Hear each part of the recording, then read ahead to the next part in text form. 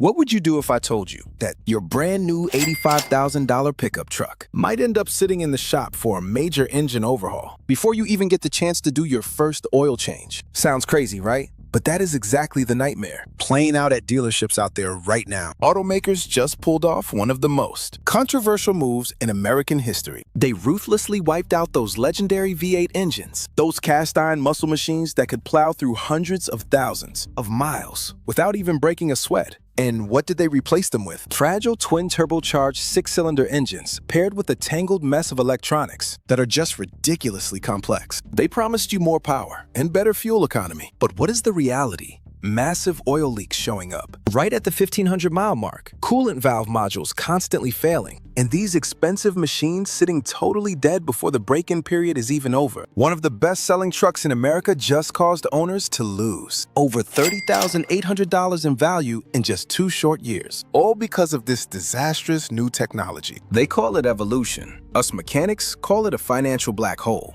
Today, I am going to unmask 4 trucks and SUVs that are seeing their values absolutely destroyed by these new engines. Number 1 used to be the greatest symbol of America, and now it has turned into a money pit that has even the dealerships shaking their heads. But before we start naming names, I need you to do one thing. Head down to the comments right now and tell me straight up, how many miles do you have on your V8 sitting in the driveway? And would you be willing to trade that legendary reliability for a glitchy, turbocharged machine with an $80,000 price tag? I really want to see if anyone has a good enough excuse to defend this new technology. Did you type it out?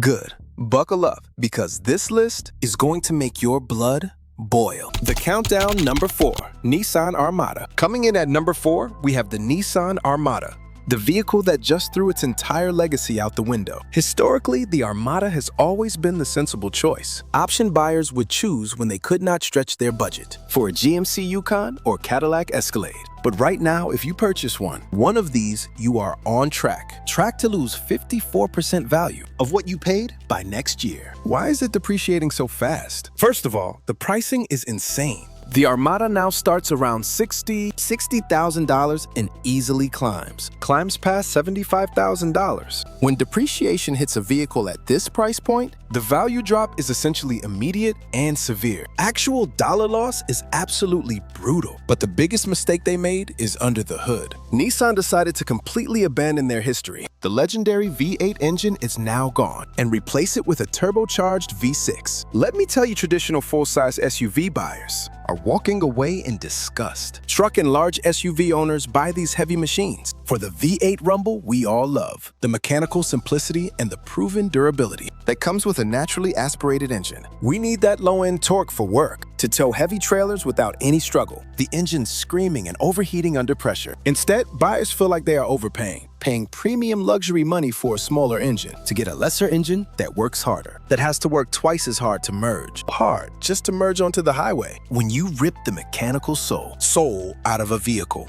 now and slap a massive price tag on it, you are left with this. An SUV that the used market hates, wants absolutely nothing to do with. Number 3, Jeep Grand Wagoneer. Moving on to number 3, we have the Jeep Grand Wagoneer. The Jeep Grand Wagoneer, the ultimate 6-cylinder disaster. The inventory data on this thing is absolutely catastrophic. Dealerships are sitting on a staggering 463 days of supply. That is over a year and a half of these massive vehicles just rotting. That is over a year and a half of these massive vehicles just rotting on the dealership asphalt. The average selling price is $85,250. with some optioned well over $110,000. So what exactly are you getting for 6 figures? You're getting Stellantis-grade problems wrapped in leather. So what exactly are you getting for 6 figures? You're getting Stellantis-grade problems wrapped in leather. The Grand Wagoneer comes with the Hurricane twin-turbo engine. Twin-turbo 3.0-liter inline-6 engine. It sounds incredibly impressive on paper. Pushing over 400 horsepower, but early reports are concerning. Early reports from the owner forums are deeply concerning. We are already seeing thermostat failures, overheating, and oil leaks, causing severe overheating issues, turbo oil leaks, and engine failure. And terrifying reports of complete engine failures at under 20,000 miles. At under 20,000 miles. Complete engine failure before some owners even finish their break-in. Even finish their engine break-in period. Their engine break-in period. From a mechanic's perspective, this Hurricane engine is highly complex. It's highly complex with multiple coolant lines and oil lines. Oil lines running to the turbos and electronic wastegates. And electronic wastegates. And electronic wastegates. More complexity simply means more things that are guaranteed to break. That are guaranteed to break. Guaranteed to break. But the engine is not even the worst part. The quality is cheap. The build quality feels incredibly cheap. Incredibly cheap. The doors do not have that solid luxury sound when closed. Luxury sound when you close them. Luxury sound when closed. And there are not even roof-mounted AC vents in a full-size family SUV. Brand new Grand Wagoneers are now showing up online with big discounts. Online with $10,000 to $20,000 discounts because of desperate dealers. Because dealers are desperate to get rid of them. Hey, let us pause for just 1 second. If you are also sick and tired of paying ridiculous repair bills for this fragile, over-engineered technology, do me a favor and smash that like button right now to let me know I am not the only one. All right, let us get back to the countdown. Number 2, battery-powered trucks. Number 2 belongs to the battery-powered trucks, specifically the Ford F-150 Lightning and the Chevrolet Silverado EV. These vehicles are pulling off the biggest financial vanishing act in automotive history. Let us look at the cold, hard data. The F-150 Lightning is seeing a 48% value collapse in just 2 years, meaning owners have lost roughly $35,800. The Silverado EV is performing even worse, with a 55% collapse, and owners losing over $45,500 on a truck they bought brand new. Automakers pushed these things out the factory doors, promising us they were the future of hard work. But if you actually use a pickup truck for a living, you quickly realize these are a massive disappointment. A pickup truck is born to tow heavy loads. But when you hook up a trailer to one of these electric trucks, your range instantly drops by 50 to 60%. A truck rated to tow 10,000 pounds might only make it 80 to 100 miles before the battery is completely drained. For a contractor or a guy hauling a boat, that is not a functional work truck. That is a massive liability. What used to be a straightforward weekend job becomes a stressful logistics puzzle of finding charging stations. Add in the fact that General Motors completely removed Apple CarPlay and started charging monthly subscription fees just to use basic features. And you can see why the used market completely abandoned these battery-powered experiments. Number 1.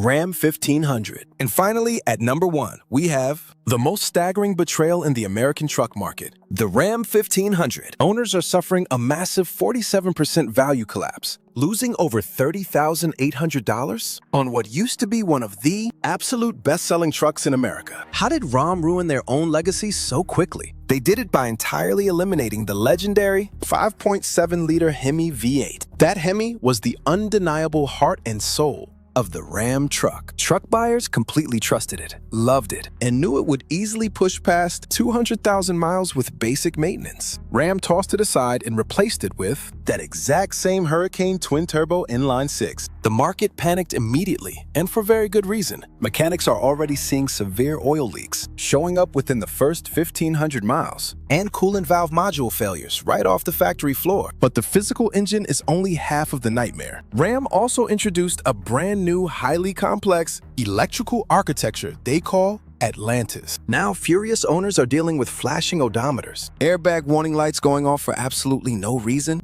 SOS system failures, and trucks completely dying after sitting in the driveway for just a few days. One owner recently reported that their Ram was stuck in the repair shop for 6 weeks, waiting for a powertrain control module replacement, with absolutely no fix in sight. This is exactly what happens when executives rush a highly complex engine and a glitchy electrical platform out the door at the exact same time. It is a technological disaster that has ruined a truly great American truck. When you step back and look at this absolute mess, it makes you realize what we have lost as vehicle owners. Think about the legendary Toyota 5.7-liter V8 engine. That massive piece of machinery was overbuilt, with heavy-duty internal components and an oversized cooling system. Owners have literally taken that engine past 1 million miles. Not 100,000, 1 million miles. Or think about the old General Motors LS-based V8 engines. Built with a cast iron block and a simple pushrod design, they used one single camshaft buried deep inside the block, instead of 2 cams sitting right on top.